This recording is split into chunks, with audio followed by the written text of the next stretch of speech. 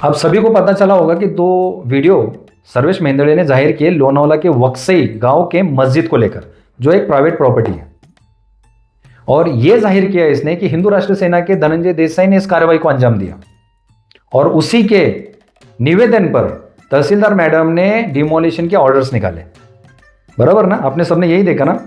मगर ये प्रोपोगंडा चलाने के लिए इसको हायर किया गया था मेंदड़े को। एक लेटर का कैसे इस्तेमाल किया मैं आपको बताता हूं। 2022 साली पुणे ग्रामीण पोलिसांनी एक सर्वे केला होता। त्या सर्वेमध्ये त्या परिसरामध्ये असलेल्या सर्व धार्मिक स्थळांची माहिती ग्रामपंचायतकडनं मागितली होती।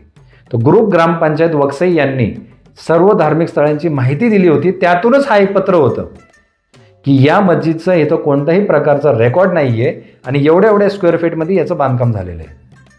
हीच भनक धनंजय देसाईपर्यंत गेली आणि त्याचाच फायदा घेत त्यांनी आमरण उपोषणचं निवेदनपत्र शासनाला दिलं।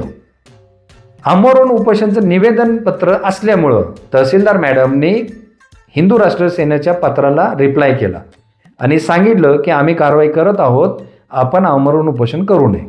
बस इथं तुमचा विषय कट झाला। त्याच्यानंतर ग्रामपंचायतला एक नोटीस दिली आणि संबंधित ज्याची जागा आहे त्याला एक नोटीस दिली।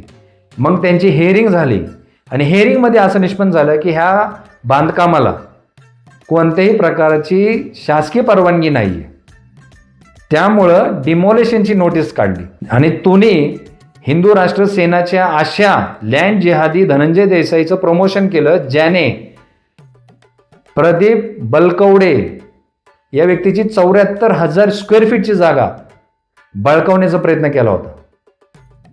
आणि याच धनंजय देसाई लँड जिहादीने विलास परमार या व्यावसायिकाचा बंगला बळकावण्याचा प्रयत्न केला होता। त्यामुळेच विलास परमार यांनी 2025 साली धनंजय देसाईच्या बंगल्यावर बुलडोजर चालवला होता पोलिसांच्या उपस्थितीमध्ये। का हे दोन्ही फॅमिली हिंदू नव्हते?